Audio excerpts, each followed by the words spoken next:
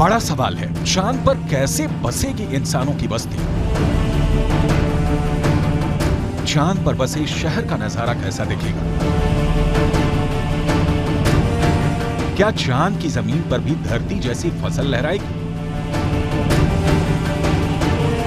क्या चांद की धरती पर खेती मुमकिन है?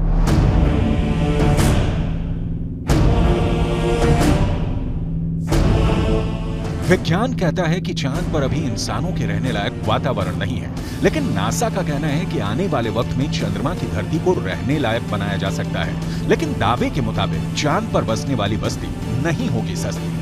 अंतरिक्ष में चंद्रमा धरती का सबसे करीबी पड़ोसी पिंड है। पिछले 6 दशकों में इंसानों ने 100 से भी अधिक मून मिशन को अंजाम दिया है। सभी मिशन को कामयाबी नहीं मिली, लेकिन इन मिशन ने चांद को सबसे ज्यादा खोजा जाने वाला स्थान बना दिया और अब चंद्रमा पर जीवन की संभावनाओं की तलाश हो रही है।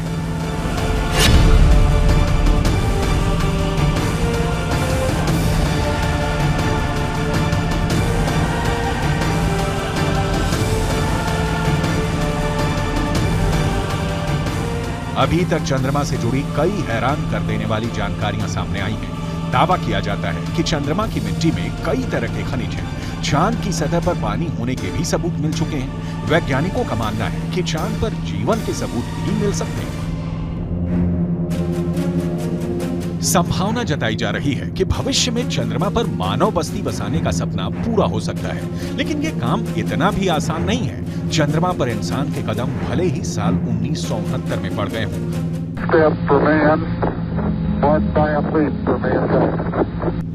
लेकिन कड़वी सच्चाई ये भी है कि 1972 के बाद से किसी भी अंतरिक्ष यात्री ने चांद पर कदम नहीं रखा। जब से इंसान ने चांद पर कदम रखा है, तभी से वहां इंसानी बस्ती बसाने की चर्चा चल रही है। 1972 से अभी तक 51 सालों में कई मून मिशन भेजे गए और उससे जो जानकारी हासिल हुई, उसके बाद से अब चांद पर मानव बस्ती का सपना जल्द आसान हो सकता है, लेकिन ये बहुत अधिक खर्चीला भी हो सकता है। क्योंकि अगर चंद्रमा पर कॉलोनी शुरू करने के लिए धरती से सामान भेजने होंगे तो ये काफी महंगा साबित होगा। एक अनुमान के मुताबिक सिर्फ 100 लोगों के लिए चांद पर जरूरी सामान भेजने के लिए करीब 1.25 लाख करोड़ रुपए का खर्च आएगा। ऐसे में अगर चांद पर इंसान को रहने लायक बस्ती बसानी है तो सबसे पहले रोटी, कपड़ा और मकान जैसी बुनियादी जरूरतों को पूरा करना होगा, जिसमें सांस लेने के लिए हवा, पीने के लिए पानी, पेट भरने के लिए खाना, हवा के दबाव से लैस रहने लायक जगह और रोशनी के लिए बिजली जरूरी होगी। दावा है कि इनमें से ज्यादातर जरूरतों को चांद से ही पूरा किया जा सकता है। चंद्रयान 1 की मदद से चांद पर पानी होने की पुष्टि हो चुकी है। पानी की खोज के बाद इसरो अब चांद पर जमी बर्फ का विश्लेषण करने में जुटा है। चांद की सतह की बनावट को समझने में लगा है। नासा के मुताबिक चांद के दक्षिणी ध्रुव पर बर्फ है। बर्फ के साथ साथ वहां दूसरे प्राकृतिक संसाधन भी हो सकते हैं। साल 1998 में नासा ने मून मिशन के तहत ये बताया था कि दक्षिणी ध्रुव पर हाइड्रोजन है। नासा का दावा है कि अधिक मात्रा में हाइड्रोजन होने की वजह से वहां बर्फ होने की संभावना है। इसके अलावा चांद के दक्षिणी ध्रुव पर बड़े-बड़े पहाड़ और कई गड्ढे हैं। ज्यादातर गड्ढे ऐसे हैं जहां अरबों साल से अंधेरा है।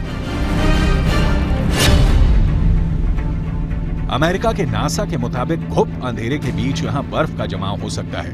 अंदाजा ये भी है कि चांद के दक्षिणी ध्रुव पर अरबों सालों से पानी बर्फ के रूप में जमा हो सकता है। अगर चंद्रयान 3 का लैंडर और रोवर चांद पर बर्फ की मौजूदगी की पुष्टि कर देते हैं तो वहां मानव बस्ती बसाने की संभावना और बढ़ जाएगी।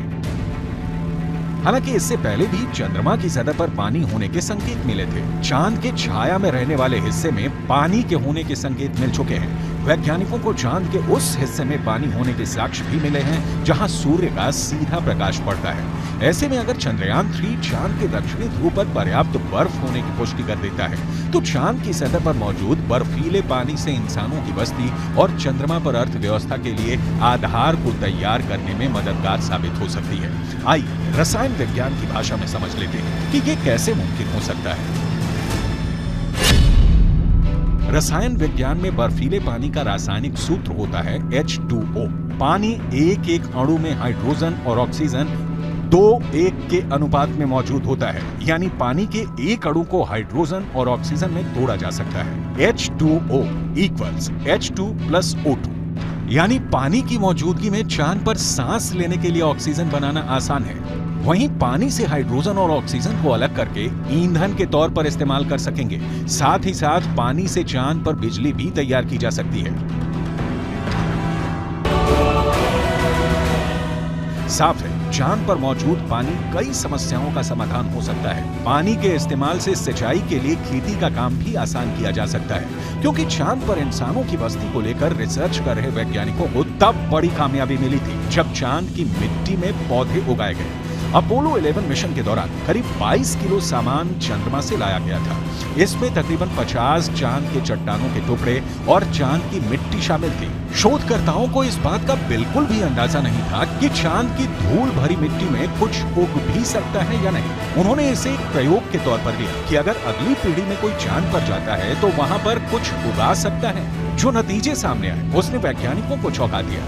ऐसे में अगर चांद के दक्षिणी ध्रुव पर पर्याप्त मात्रा में पानी नहीं मिलता तो चांद पर बस्ती बसाने का सपना अधर में लटक सकता है। यानी चांद पर सस्ती बस्ती बसाने में चंद्रयान 3 बहुत बड़ा रोल निभाने वाला है, जिसकी शुरुआत चंद्रमा के दक्षिणी ध्रुव पर भारत के धमाकेदार दस्तक के साथ हो चुकी है।